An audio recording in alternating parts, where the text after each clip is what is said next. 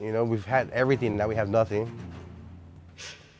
I got some backlash immediately, which was like, you can't go platforming this guy, he's terrible.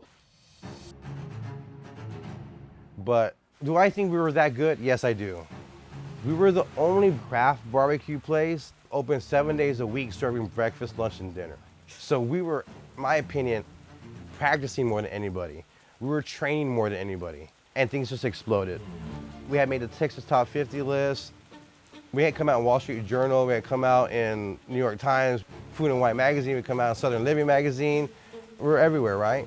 They were so influential that so many other people started to cook barbecue a lot like Valentina's. It got out of hand and everything was just stacking up. So like, okay, we'll skip taxes, we'll pay this. If we pay taxes, we can't pay them right now, we gotta pay payroll. We gotta pay this rent. You know what I mean? I can't do it. I'm not smart enough. There's not enough of me. I can't do it.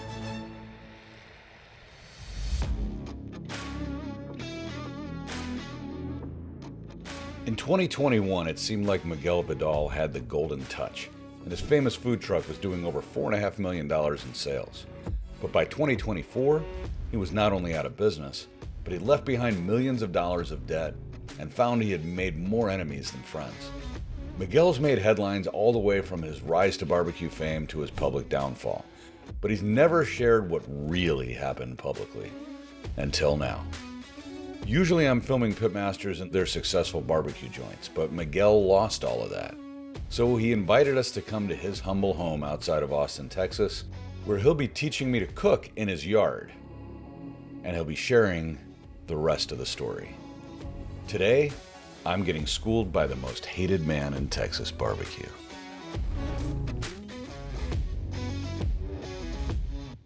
Hey folks, before we get started, I want to give you a heads up. You're about to see some amazing cooking and hear about quite the journey. At times this might be a little gut-wrenching to watch, seeing a man go through what Miguel has. Look, we all face lonely moments and tough seasons. Chefs, pitmasters, YouTubers, viewers, all of us. Watching Miguel open up about what he's been through and what he's going through reminds us that we don't have to go through all of this stuff alone. It's important to get help when you need it. Now, if you need help and you've got access to it through your network, please reach out to somebody and use it. If you don't have access to help, I hope you'll consider BetterHelp, who's sponsoring this video. BetterHelp is an online therapy platform that connects you to a network of over 30,000 therapists and allows you to get support from the comfort of your own home from your computer or phone. You don't need to be able to get up and go to a therapist's office. It's all done remotely. You start out by filling out a questionnaire about you and the stuff you're dealing with and what kind of help you need. And then BetterHelp matches you with a therapist that's right for you. Of course, if you don't like the therapist they match you with, you can switch to somebody else. The therapists on the platform are carefully vetted and qualified. They have over 7,000 reviews and a 4.5 rating on Trustpilot. This is a platform that you and I can trust. And it's easy to get started. Just click on the link in the description or go to betterhelp.com/behindthefood and they'll take 10% off of your first month. All right, you guys ready to get back to the video? Let's go learn something from Miguel. So good to see you. Thanks You for too. coming to my house, man. Thanks, man. So we get the briskets loaded up, some skirt steak today, some roasted vegetables and stuff, whatever we're feeling, right? But we got to start the fire first. Yeah. Obviously, I've been known for cooking with Mesquite. I mean, no brisket tastes like your brisket, and it feels like Mesquite's a big part of that reason. And it's a smell that's nostalgic to me, and it's something that just brings back memories and the flavor. Because you're gonna get some like dark chocolate notes from that, you know what I mean? But like, I just pulled some bark off my mesquite tree in the backyard there. I cook with what I have. It's super dry. I'm gonna start just slow. There's not a rush today. So while the fire gets built, what are we doing? We're gonna make some tortillas. So believe it or not, I have never made a homemade tortilla. I've only bought them at the store. And I know that probably makes me an embarrassment that you don't want to have at your house anymore, but No. you're gonna teach me how to make authentic tortillas? I'll teach you how to make what I grew up learning from my grandmother. Okay. There's always a science to everything, right? I'm not one of those guys. Okay. We're gonna go, we cook from here. Okay. So we got 4 cups of flour here, okay? All right. And we're gonna have salt, tablespoon and a half, depending on how much salt you like. I like extra salt, so I have to like watch that, right? Okay. I used to put on one of the trailers, I like it salty. So people are like, hey, it's salty. I'm like, well, just read it right there. It says, I like it salty. So. And then baking powder. Whatever the science is behind it, right? Mm-hmm. When you make tortillas, it's important to use hot water. As much as your hand can handle. Okay, so it's hot, but it's not. It's not gonna scold you, but it's on the verge. I totally missnopped. I should have stuck my hand in and just screamed as loud as I could. So we're starting with that, 1.5 cups, and we're gonna use a little bit of rendered brisket fat. Okay, I can do that. We're gonna try and do about 1/2 cup to 3/4 cup of fat. Go ahead. It's important to not have too much too, because once you get to a certain point, your tortillas are gonna break, almost like flaky biscuits, you know? Okay. It starts to pull away from the bowl, and the ratios are right when your bowl becomes clean and everything comes off your hand. It's fluffy, it almost has a little bit of a bounce back to it. Now, when your dough seems like it's gonna like stretch and break too much, I'm gonna let it rest, and this is gonna change. And it's gonna become smooth. We'll take this. So a little bit of water and then just cover it. Yep. We'll let that sit there for 20 minutes. Now we'll trim some brisket, make some rub, put it on. Miguel came home one day from college and we had cooked some fajitas and of course the rice and beans, the tortillas, the guacamole, and the salsas were there. And he's making a taco and we're all making fajita tacos. And he says, Dad, this is it. This is what I want to do. I had written this menu. It was smoked chicken with roasted like papas rancheras, stuff. It was like plates. I was trying to be kind of fancy, barbecue-esque, right? I write out Valentina's in cursive, have the tattoo, and it quickly went from that to eating dinner at my parents' house with just brisket and chicken, tortilla salsa, and like saying this is it. It's the backyard food. Simplify this. I want to represent something that's true to my heart. I said, well, I don't know. I mean, this is what we eat here in the backyard and at home. You know, that's not going to work. He goes, Dad, it will work. When Miguel and Modesty first opened Valentina's Tex-Mex barbecue in that food truck, there was no such thing as Tex-Mex barbecue. The quality of their tortillas, their salsas and sides, coupled with the fact that the barbecue itself was spectacular and very unlike most of Central Texas, they steered away from the post oak and were using mesquite smoke.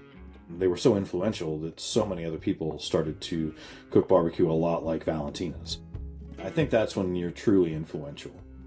That's why a place like Franklin Barbecue has become so influential, because whether or not people who are opening up a new place recognize that they're copying this earlier version of Franklin Barbecue, like when they're using high quality prime beef, cooking with salt and pepper, post oak smoke, wrapping in butcher paper, all of those are replicating what Franklin was doing. And anytime I see, some of those very signature items from Valentina's on different menus, it's like whether they know it or not, they're getting that from Valentina's. And so we had looked up, he came up with the term Tex-Mex barbecue. We looked it up, we tried to search it, but we couldn't find it anywhere. We couldn't find anyone else using that verbiage. We had got a person to help with the food truck, which we paid off. We had a $50,000 line of credit, so that's how we opened up Valentina's 2013. Did you have any idea that you guys were going to be starting a trend? No, not at all. We were just trying to keep our head up and do our best. I had never owned a business. He had never owned a business. It was all a learn as you go kind of thing. And the fact that it was so much volume so fast, it was a very quick learning. For the longest time with Valentina's, I always used certified Angus beef, right, CAB. Right. But then I started using Hartley Ranch, and I was using their prime. I used to actually run pits at 225, really low, and go for 16 hours. You couldn't go that long without it drying out, So is that what we're cooking with now? For me right now, especially with my budget, right here we have $3.96 a pound from Walmart. From Walmart, okay. And it's their select, so USDA select. I gotta feel like a Miguel Vidal cooked select brisket is better than a Wagyu Al cooked brisket anyway, so. At the end of the day, when you're at home, it doesn't have to be pretty, right? but you want to be able to shape the brisket still so that you have good airflow, that it can cook fairly even. You can tell here with this brisket, like, you would see a lot of marbling in here with the... Right, there's no fat in there. It looks like nothing at all, right? Right.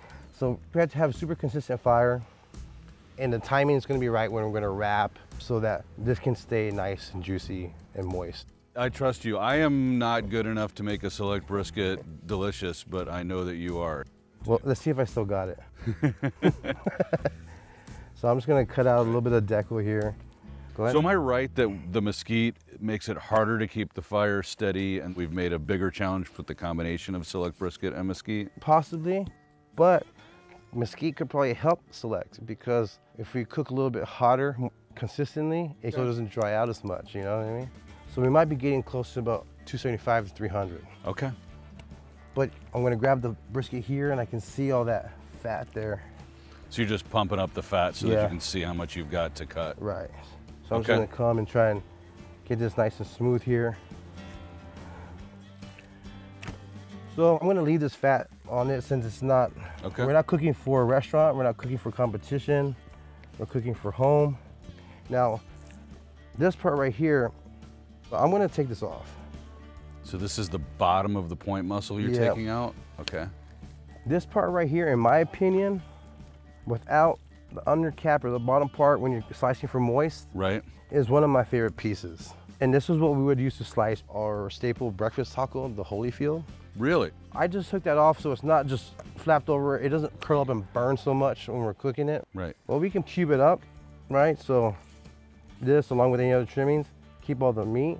We can smoke that, and then we can put it in a pot. You can freeze it, whatever you want, but I would make like carne guisada out of that stuff.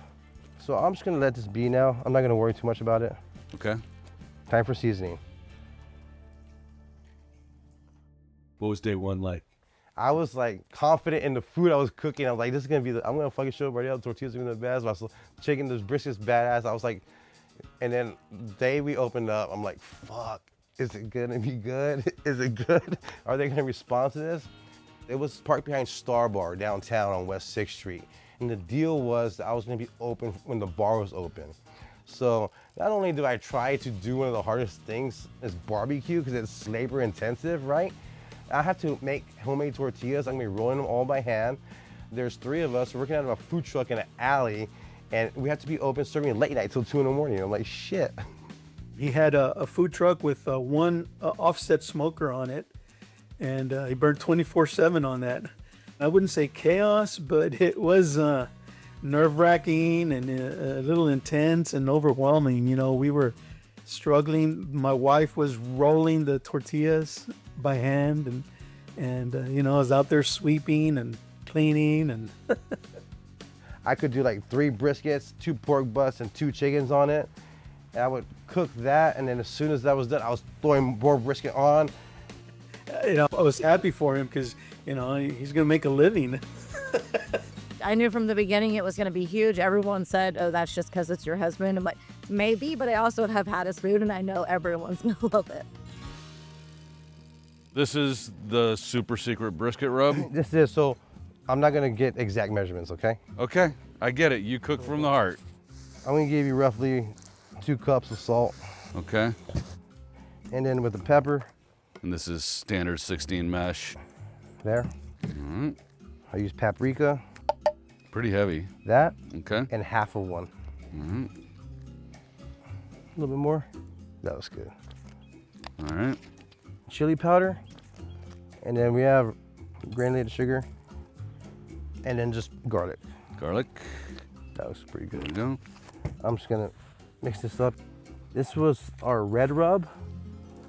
This was the base of a lot of things. This was like our seasonal, which is funny because growing up, my dad always used, was it the McCormick's? Or Right, or the Lowry's or the something. seasonal, Yeah. right? Yeah. When I made this rub, it was to emulate that a little bit, but to kind of cut out some of the salt.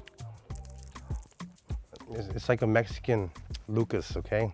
The flavor to me. It is. You know what I'm saying? It pops a little bit. Yeah.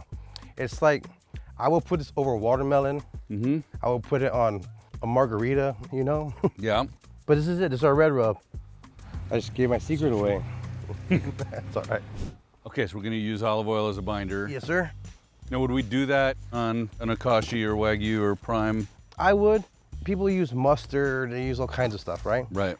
At the end of the day, does that really change the flavor? I don't think so. I don't think so either. So really healthy, A healthy portion of this, healthy. and we're gonna get a lot of flavor. So there, I'll shake it off to make sure I don't have pockets, you know? Right. I'll crack some pepper. The brisket rub at Valentina's was 2 to 1. 2 pepper to 1 red Yeah. rub. Okay. But this is my little house grinder here. Right. And this pepper, I think it creates a nice little bark. I mean, it's been a long time since I tasted your brisket, and I'm excited about it. But I remember it being just punch me in the face with flavor, delicious. I used to put the briskets on at about 145, 150 for a good hour or two first. Okay. You know, So a little bit of extra smoke. yeah, a little bit of a cold smoke on there. And I'm gonna cook closer to the fire here. We're gonna try and shoot for 275. So we'll let that go.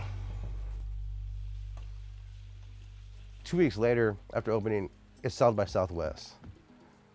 And I'm like, I'm screwed. It was like 8 o'clock at night.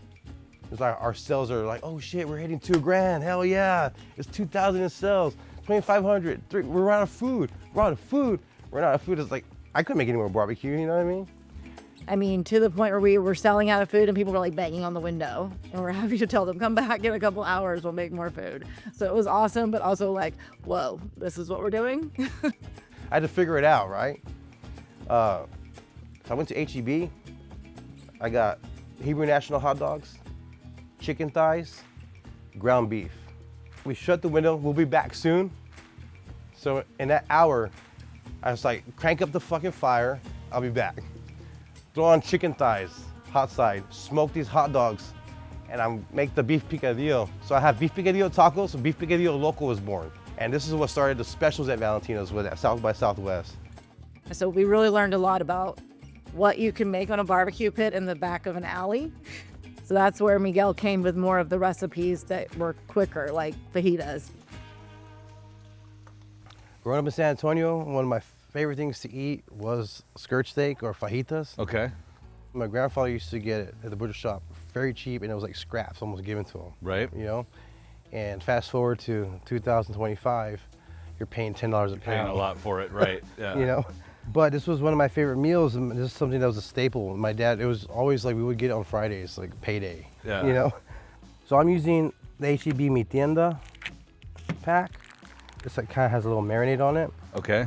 Especially if you're buying from a butcher shop or you're buying not marinated or anything, it's very important to take off a lot of silver skin. Right. So you can help me out with that. Thank you. All right, no pressure cooking with Miguel. Now, I used to get a huge roll of inside skirt steak, not outside skirt steak. Right. And it would be super heavy with the fat, and we would have to marinate it for about 12 to 14 hours. I think backyard cooks might make that mistake by buying a package or pre-marinated deal from the store and then just throwing it on the grill that way. And you'll still end up with chewy cuts of fajita. Yeah. You know? Because this is fat all the way through right here. So I'm just going to tell that off. All right. Now, what I have done is all this stuff right here. Mm-hmm. You can compact it and let it smoke slow, and it becomes almost like a patty. Really? I always throw that stuff away. Yeah, you know what? I'll get this cast iron pot and we'll throw it in the smoker later. All right. What do you think, Chef? Did I do okay? Yes, that's not bad. I would say to take some of this off, Take some of that off? Okay. but we can just see if we can rip it. I have one seasoning that I like to do. I don't make it myself, but I'm going for something that reminds me of home, that reminds me of being in the backyard. The flavor I'm gonna use, it's right there. It's the Fiesta brand, Mesquite fajita flavor. I mean, I think this is great. We're going from Miguel's Secret Valentina's Red Rub to a bottle that we can buy at the grocery store on Amazon. Yep. And if you want red rub, you can just hit me on my Instagram and I'll ship it to you and I'll charge you for it. There you go. A little healthy portion of it. Yeah. We're gonna hit on the hot side here and we're gonna wrap the brisket at the same time. Okay. All right, that's looking pretty. So this brisket here, I'm not gonna worry about temping it. The bark's set. Usually we wanna get through a stall. Brisket should be about 165, 170 right now. So I'm gonna take the skirt steak, I'll throw it back over here. We'll get that for 30 minutes or so and then we'll flip it. The reason why I use foil over butcher paper, the mesquite smoke does put off with a pungent flavor and smoke. So this will slow it down a little The bit. foil kind of protects that a little bit. Right. But I'm gonna come here, I'm gonna turn it, that way I can cup it, but I'm not gonna do super tight. All right, so we're doing a loose foil wrap. That way I can cup it and so it can catch Right. the juice.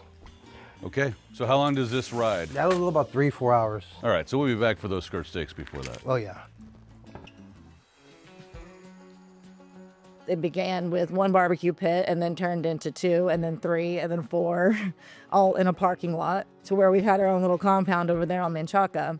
People would say, oh, you have a food truck? Like, oh, that's cute. I'm like, well, it's not necessarily just one little food truck, you guys. It's really a whole huge operation. We had another food truck where people would just constantly be prepping food. And then there was also a huge patio area that was covered. They had so many tires out on that lot. I mean, everything was mobile.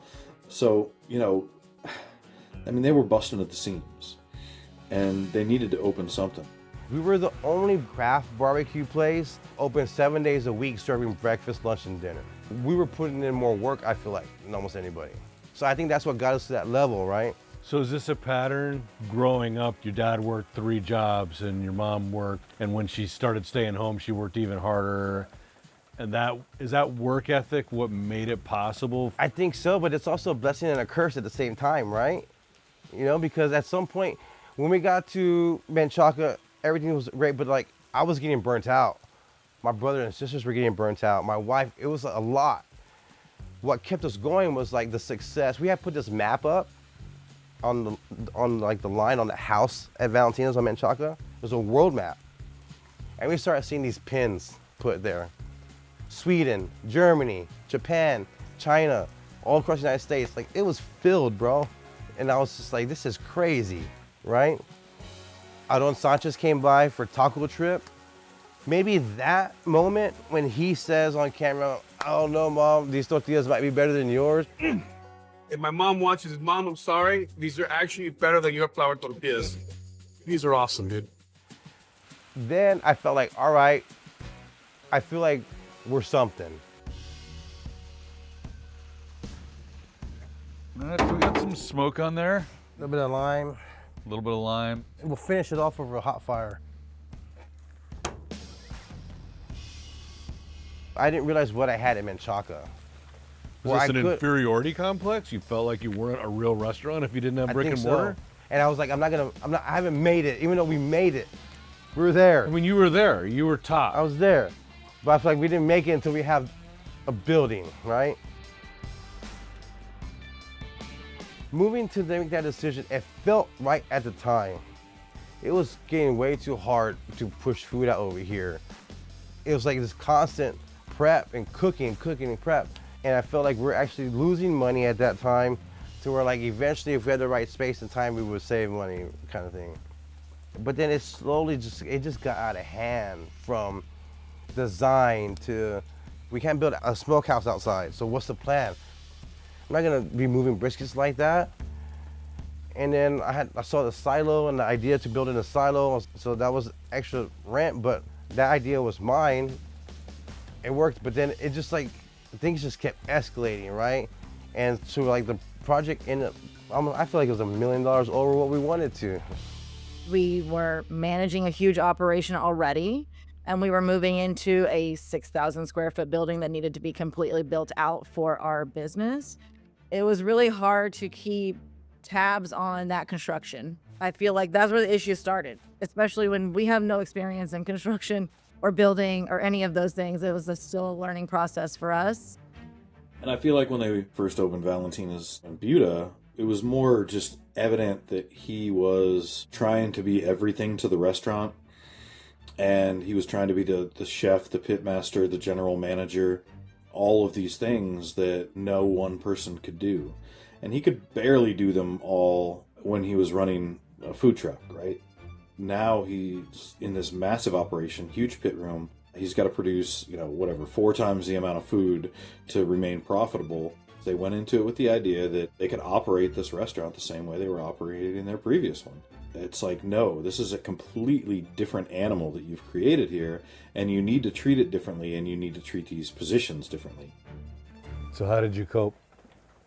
I would drink. I would, like, if I needed to, I would take a, I would go down when I needed to go down. I would go up when I needed to go up. And the substance abuse, whether it's drugs and alcohol, drugs, whatever it is, it was a way to escape at first, but it was never to, like, it was never something that, like, I did for fun. It was, I did to work. And that was a huge mistake. And then it went from doing stuff to work, where I needed, it means just take a shot or two to take the edge off right now. Oh, now I need a shot or two to wait because I'm hungover. Oh, now I need something to pick me up because I'm fucking tired. Oh, now I'm in pain, so where's the painkillers at? I mean, he tried to hide it from me, obviously, but I definitely did see it. But as most people know who have been around addicts, which I was raised around many most of my life, is you can't make them change. I mean, I was trying to hold it together on my end as his wife and as a business owner as well. But in the end, I mean, Miguel's a strong person, and I know that if he really wanted to do the right things, he could. It starts fucking with decisions. It starts messing with family life. It starts messing with everything. So, like, the easy decision for me to make, we're not gonna do that. The bar's too big. Cut it in half. You're gonna do this. You're gonna do that. It's like, okay, fine, do it. 3 years before, I'd be like, fuck that shit. I don't need all that bar. I don't need all that liquor. This is what we're doing, and that's it. We don't like it. Fuck off. So, you know, maybe that confidence isn't there anymore. I'm being told different things. I'm letting things soak in and out, and just like, you know. No, at the same time, you're getting beat up by the Department of Labor, right? Yeah, I guess, like, yeah, over here, but that was some bullshit. I mean, people, and they're talking about, like, stealing tips and whatnot, whatever it is. Like, we never took anybody's tips, you know? We had a thing in place where, look, we were tip pooling, so everybody could make money. If you have 10 people busting ass, and the 11th and 12th person come in late, those tips for that, it was like a consequence, right? And it would be warning, and that hardly happened. Like, here's your warning. Next time you'll be off tips. You're not on tips today because you're late, or it's almost like the version, you're going to be fired or no tips kind of thing. So did that money end up in your and Modesty's pocket? No, it ended up in the tip pool employees' pockets. But we never took tips from anybody to put in our pocket to fund our shit. But that's going on at the same time that you're dealing with all this other pressure. My brother and some of my cousins they're not with Valentina's anymore. That took a lot out of me. I feel like, did I do something wrong? Was I too hard on them? Were they, you know? I felt like it was a big chunk of me, but at the same time, I probably waited too long to try and get other professionals into Valentina's to help with the growth. Maybe the way I was leading and the state I was in, and I wasn't the best teacher and leader at the time. I wasn't doing what I was doing prior, but the people that we brought in place were done like quick. We lost them, right? Do you think if you weren't under that financial pressure and you weren't turning to drugs and alcohol, that you would have made better hiring decisions? It was a problem, but it shouldn't have been their problem. It should have been my problem to see it. You know what I mean? Does that make sense, what I'm trying to say? I'm not going to blame them for what happened. Right. But those are the kind of things that were happening. And it's not on them, it's on me.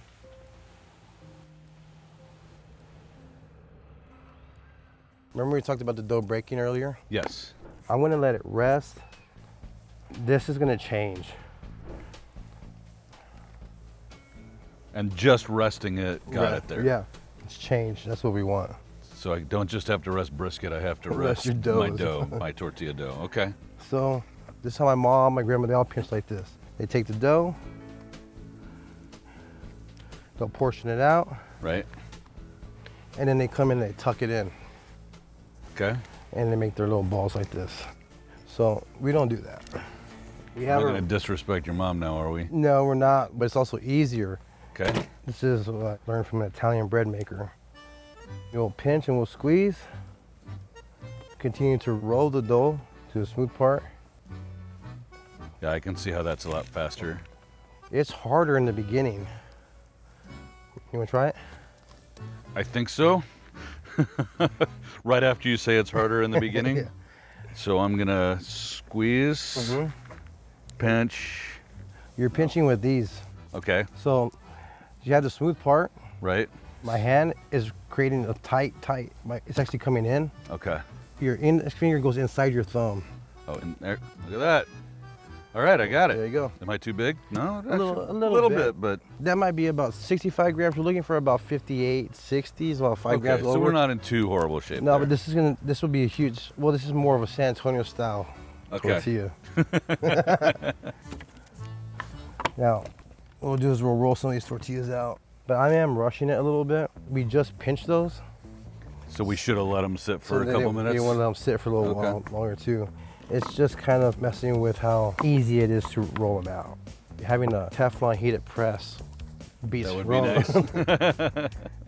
But I can toss in there. Do you want to try and roll them? This will be my first one. All right.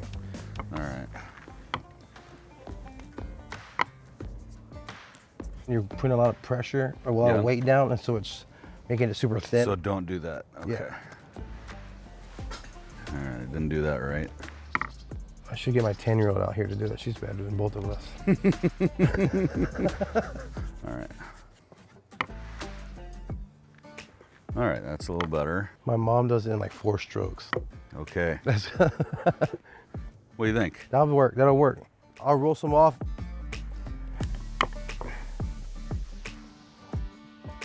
You want your tortilla to cook in about 5 seconds per side. Oh wow, that fast. The hotter it is, the better the The tortilla. better the tortilla. Otherwise, the longer it sits there, it dries out and it'll get hard. Makes sense. All right, brisket time. All right. First of all, I'm gonna touch right in here. As I pick up, it's gonna wanna fall a little bit. Okay, so you've got some softness at the bottom there. Right here. And this is just a little bit firm still, but it's still soft. Right here, you can feel it kind of go in. Right between fat and the lean. Yeah, okay. You have our bark. It's set. This is the juice that we're collecting, I'm not gonna argue with and it that. has a little bit of a wiggle to it, see? Select Walmart brisket with not much marbling, right? And it's jiggling fine. But we're gonna let it rest for about an hour or so now. So, Okay, so a relatively quick yeah, rest. And we're just gonna do it in the Yeti. we're doing it in Yeti. So guys, I want to tell you a cool story about how I got to work with Helix, who's sponsoring today's video. So for the last couple of years, I've been having lower back pain. And I assume that it's because I'm getting old or maybe because, you know, I'm a big dude. But my girlfriend, who's a nurse, had been complaining about our mattress. And so I decided to do some research. Between the awards that they had won and their Helix 100-night sleep guarantee and the quiz that you go through to figure out all the stuff and the fact that they actually have mattresses specifically designed for folks of, I don't know how we say, significant BMI like me, I decided that Helix was going to be the best option for me. So their quiz is actually pretty cool. You go through and you tell them how tall you are, how much you weigh, whether you sleep on your side, if you toss and turn, if one of you sleeps hot, if one of you sleeps cold. It pops out and tells you this is what you should get given your specific situation. So let me tell you, I got the Plus Luxe, and guess what? Profound. First of all, sleeping through the night a lot more often according to the apps that I use to track my sleep. But I also get up in the morning and I'm not grabbing my lower back when I get up to go to the bathroom. Like I literally don't have lower back pain anymore.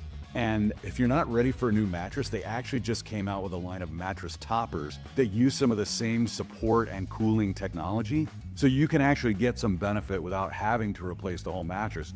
You can use the QR code that's on the screen, click on the link that's in the description, or just go to helixsleep.com/behindthefoodtv, and you'll be able to take advantage of their fall savings event and save 20% site-wide. And thanks in advance for using my links. It really makes a difference to the channel. And let's get back to the show. So were you able to maintain the quality of the food through all of this? There was times where it was amazing. And then there was times where it was just average. You never had that problem at the food trucks though. No, because it was like, that's not good enough. Get the fuck, like, the systems kind of broke down, right? I definitely think that anytime Miguel's not around, the food quality suffers. Because even if he's not touching every item of food, he's looking at the food, he's coaching people on what to do with the food. We're busy. It got hit so hard that people just were serving whatever we had, right? So we would maintain quality by like, no, that's not good enough. That goes to chopped, that goes to brisket mexicana, and it gets labeled here. Here is like, it's stuffed. If I'm not around, if I'm not aware, they're like, oh, we need brisket, go grab it. And they're fucking heating bullshit up and serving bullshit to people. And I would come in and be like, what are you doing? This isn't it. Then I would get angry, we get back on point a few days, things would be great again. It just was this roller coaster. Sorry, I got up, get a little angry. It's like, this isn't even Valentina's to me anymore. The vibe isn't the same, the culture's not the same. Our family life wasn't the same anymore. My wife and I have always been best friends. We weren't best friends for a while. We were just partners. I felt like drowning every day, honestly. Like, we both knew if we can manage where we're at right now, then, you know, we can get a manager, we can get these things into place where we can focus and get caught up, but then those things would never happen. So eventually you get far enough over your skis that you start missing payroll, not being able to pay vendors. It was a really good work environment. I liked Miguel. He was a good boss, but then, you know, he stopped paying us. He just kind of would like say, oh, y'all are gonna get paid, and then the checks would stop coming in. And us not having that has really put us in a bind. We needed help. We were drowning so hard. I was trying to balance on what to pay what. You know, we have our bills. We had rent still over at Menchaca that I stopped paying. I would pay once and miss 2 months, try and pay again. We had loans out, right? Everything was just stacking up. So like, okay, I'll make this, we'll pay this rent. We'll skip taxes, we'll pay this. Did we pay taxes? I don't know, I didn't pay taxes. We had our bookkeeper pay the taxes. Mossy, get on taxes. Okay, yes, we didn't pay taxes. What the fuck? We can't pay them right now, we gotta pay payroll. We gotta pay this rent. We got, you know what I mean? It was just clusterfuck to where like, eventually it's like, it got out of hand and we had overextended ourselves. And I reached out to like have help with in kind. Guys who had loans of money, I was like, look, we owe too much money. I can't make payroll. I'm too stressed out. I need to be in the kitchen. I need to have time. I need to cook. I need to teach and lead. I can't do that with all this other stuff going on. I can't do it. I'm not smart enough. There's not enough of me. I can't do it. So I started talking about selling, but it was too little too late.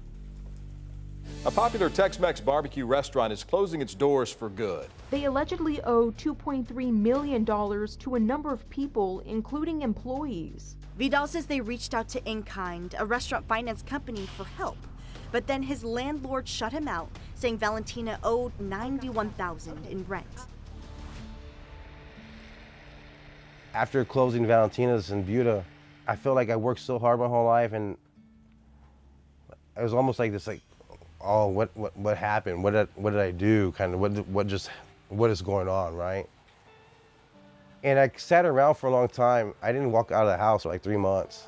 It felt personal to us because this is a personal thing, and this whole business was personal. Everything was built around us and our family and Miguel's recipes, and on top of the fact that it was already so stressful and overwhelming that, to me, I felt like even if we kept it going, like, would me and him still last?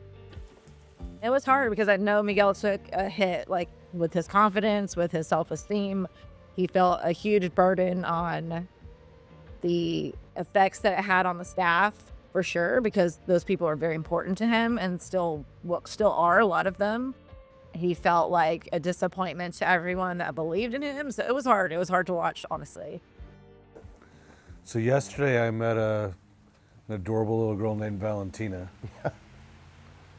And I knew that you had named the business after your daughter, but seeing her, it all kind of clicked.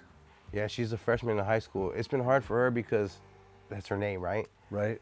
In middle school, people were like, oh, what happened to your restaurant? It closed down. She got, she's a pretty strong girl. I can imagine sometimes what it might feel like for her to be around kids her age that might give her some shit, you know? And she has nothing to do with it, man.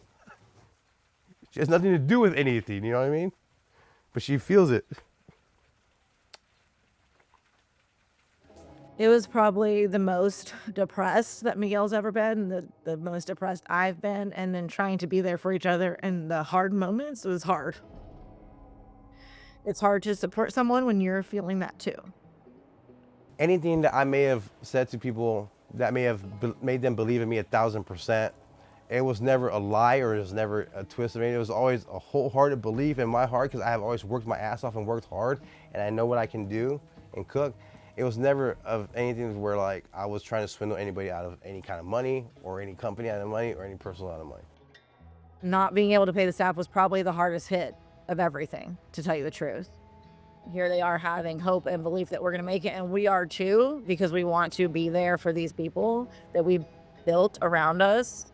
And it just felt like there was no way out.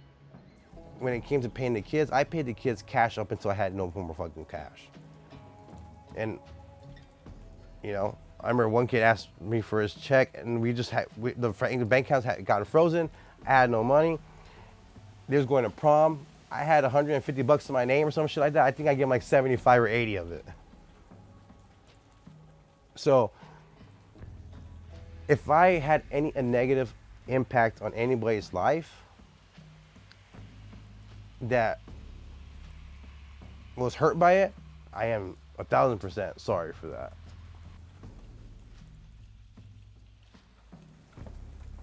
What does your world look like today? What are you doing for income? I was working HVAC, so I was doing construction work as a fucking apprentice, right? I'd never done that before. Well, we basically had to sell everything that's of value, cars, any like jewelry, anything that we could to get by. We filed for bankruptcy, personal and business. We're going to sell our house. We've had to borrow money from our family members, which sucks because we don't come from families with money. I don't think anybody feeling sorry for me, that's just what I'm doing. You know what I mean? It was pretty quickly after the restaurant closed that he did get clean, because if things didn't change pretty quickly, then it wasn't only going to be the restaurant that had to change. The most important thing that I see is him having a clear head and thinking right. He's clear-headed, he's sober, and that says a lot. What have you said to your son about all of this? Exactly what I've said to you. My kids are, I'm open and as honest with them as I can be. My son knows about any kind of extracurricular activities that have affected my well-being or decision-making. I've talked to him about when he faces those challenges. My son won't touch alcohol, he won't drink, he won't touch beer. He didn't really understand what was happening and how to, we've had everything, now we have nothing. It was hard for him to grasp it, but what he's done is put his head down and he's worked with me. I helped my friend open up OG Tex-Mex Barbecue La Familia for a little bit, and my son was working there. I didn't make any money from that place. What do you have to say to modesty after all this? Shit. Now I'm thankful she didn't leave me. My wife's badass, she's awesome. I am thankful for what she has been through with me and how she has supported me. And, let me see something real quick. I told her, this was me the other night, just like, I love you, I'm sorry I've been stressing out about moving on to something new. Doing stuff I don't really want to do, bills, the house, where to start on getting the house back in order, etc. It's stressing me out. I'll man up here real quick, I have to. I don't like feeling like I've been a loser or have been. So you're not a loser. I understand what you're going through and I'm here for you and will be when you rise back to the top. Well, we're gonna do a few things at the same time here. We're gonna try and make everything come together. Okay. We're gonna work on searing off our skirt steak, making some roasted peppers and onions for the skirt steak, while we're gonna grill off some prawns, maybe roast some corn, throw a bunch of veggies in, and then we're gonna slice this brisket up, try it, and we're gonna go to town, we're gonna have a little lunch. So now we get to have fun and things can change a little bit. Okay, I vote yes on all of those things. We're gonna take these, drop them into the pan. I started to get some juices from those. Nice little sweeter peppers here. And I'll just look at the camera when I do that. Take a little bit of our red rub, throw it in there. Wow. All right, I'm glad to see you using tongs and not just putting your bare hands in there. Sometimes I would. Some of that coal action on there. A little extra flavor. My wife probably likes it better than I'm outside. I start getting excited and I need a sous chef. I need a person behind me cleaning up, you know what I mean? So we have some oak over here. We'll just get these going a little bit. In here I have tomatoes and mushrooms cooking. This is gonna be the base for our shrimp and mussels. These are just holding on the pit. And we'll sear them off whole like that. Okay. But that cast iron pan's super hot. See, I'm gonna separate it where it's naturally separating. Right. And then we wanna cut against the grain. Okay, perfect. Here we go, try that. That's beautiful.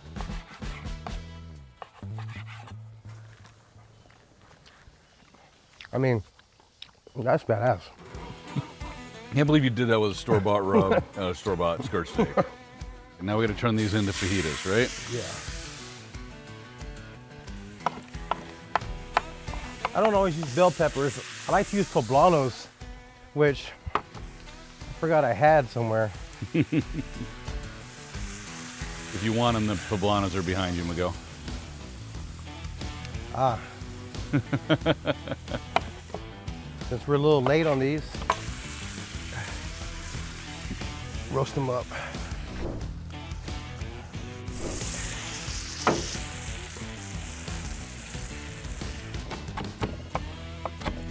I'm gonna take some of these vegetables real quick, dump it in this seafood stew. All right. We have our head on here. We're gonna cook them with the shell on. Take a little bit of our red rub, garlic, lemon. I didn't get quite the seeds out, so when I squeeze, I'm gonna squeeze the lemon up. Okay, it's a good trick. Got a little color, a little muscle action. We're gonna take these and drop these in over here. So that all just goes right into the base. All the vegetables, the bell peppers, the garlic, the mussels, shrimp. So this is just gonna be the salsa for our fajitas. For our fajitas, for our brisket taco. See if I can do this eyeball. A little garlic powder. Easy recipe here. Roasted tomatoes, serrano, a bit of cilantro, lime juice, garlic.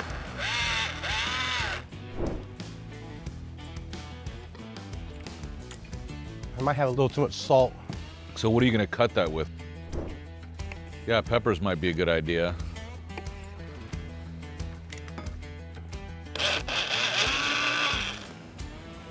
You're hilarious. Did you lose the cap or something? I or did. You just refused to use it? I lost it. Oh, I think you're gonna like that. All right. Wow, that was such a profound impact. That's pretty good, right? See, this is the difference cooking with a guy who understands flavor. You can problem solve on the fly. Yeah, that's like, I don't know when it was. I don't even want to call myself a chef. You know, for the longest time, I love music, soccer. I feel soccer is like the most artistic sport you can play. I like being an artist in my head, and this is like one of my mediums that I became really good at. Whether that's what a chef is or not, right? I'm not a classically trained chef. Talking about it being too salty, thinking about the pepper, I'm like, it came out what I imagined it would be, you know? Yeah, well, that's what a chef is an artist who knows how to do that. So, yeah, you've earned it. I'm trying not to. It's all right. Take a minute if you need to. At some point, I know. I had a big head and I try not to be that way, you know what I mean? You know, dude, you have been knocked down so far that it's okay for you to remember some of the good stuff. You do not have to wallow in this shit. Like, you put a lot of good out into the world and created a lot of inspiration out there. And Well, it's even when I was playing soccer too. It's like the same. It goes back. Yeah. You know, when I was young, I'd walk out with my chest puffed up. I'm like, yeah, I'm the shit. You know? Yeah. Well. But this is fun. Kind of pinch myself. I'm sitting here in Miguel Vidal's yard and he's cooking and I'm eating, so I feel like I win no matter what, whether we play soccer or not. I know what I think. Do you think you deserve another chance? I think everybody deserves another chance. Whether you agree with me or that, whether I deserve another chance, that's that person's opinion, this person's opinion. I'm kind of like at the point where like, you can't live your life with other people's opinions bringing you down. I believe I deserve a second chance because I wasn't done. I have a lot to offer still. We do feel sorry, and like I said, that guilt will be with us forever for those things that, like, for the people that we have let down and we're able to follow through with. We definitely learned our lessons and we'll continue to learn lessons, and we'll take that with us forever, and it'll never feel good. But I do think that, you know, we have to focus on our family and our kids and them seeing that mistakes are made, but we can only continue to get up and try again. I mean, there's certainly people in the community that aren't ready for him to come back. When I went to La Familia and just posted some photos with Miguel on Instagram, I got some backlash immediately, which was like, you can't go platforming this guy, he's terrible. And it's like, well, take a step back, people. Like, his business is ruined. You know, his finances are completely ruined. Do you want him just to like retreat back into what? Nothing? Death? Like, does he need to just go away? He knows how to cook barbecue, and if that's the only way that he can support his family, do you not want him finding a way to support his family? Now, if John Miller as a barbecue figure could go through that many rehabilitations of his career and brand, yeah, I mean, if he could go through that many, I don't know why Miguel Vidal couldn't go through it. You know, one of those transformations or one of those reincarnations, I guess. It makes me happy when I cook. You know what I mean? I don't know if you could tell yesterday, when I started cooking again, like my mood changes, it's different. I started zoning out, have fun. So would you trust yourself enough to invest in you opening another restaurant? I don't want the keys to the cash register, right? I want the keys to the kitchen. I don't need to run everything.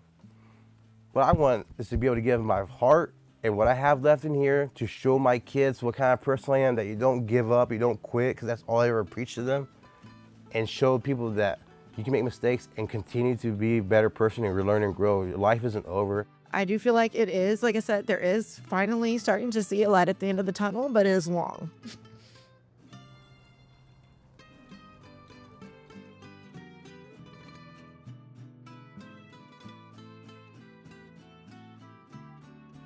Man, if this stuff tastes half as good as it smells, like the brisket, the fajitas, I don't even know what we call this ridiculously wonderful looking seafood stuff. Let's start by cutting into the brisket. Okay. Ready for the money shot? I think you got yourself a moist brisket. That does not look select to me. That's our select Look at brisket all that. from Walmart. Had very little marbling. Yeah, but still came out juicy. So I would come in here and remove this bottom part, and usually we would use this for tacos. Okay. At Valentina's. Really? Yeah. So Okay. This part has a little bit of fat. We would kind of just like give that a little rough chop. So you do like a chopped brisket taco with the point. Yeah. Okay. All the drippings, we put it back on. Okay. And then here, so that would be my favorite pieces right there. So that's the Holyfield. Yeah. We'll try what you would call a burn in first, right? Okay. There we go. Great. Thank you. I can taste the mesquite. That is such a unique flavor. Everybody else is doing post oak, and this is different. And we got to get you back out in there doing this. All right, where are we going next? A little salsa? Not much. Avocado. There we go. All right.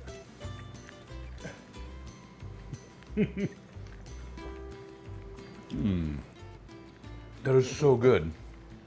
And that last pepper you added is perfect. All right, you tell me what you think.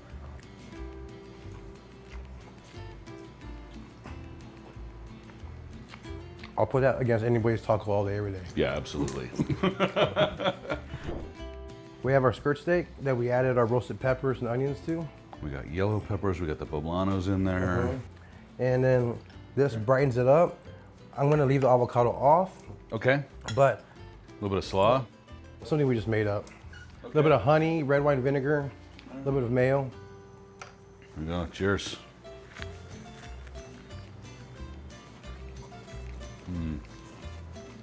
Ooh, there's some heat. Probably the poblano because it's fresh. Wow. All right, we're coming into the home stretch. That is a little intimidating to me. Here. Just Bam. all right, I got mussel, I got shrimp, I got tomato, I got onion.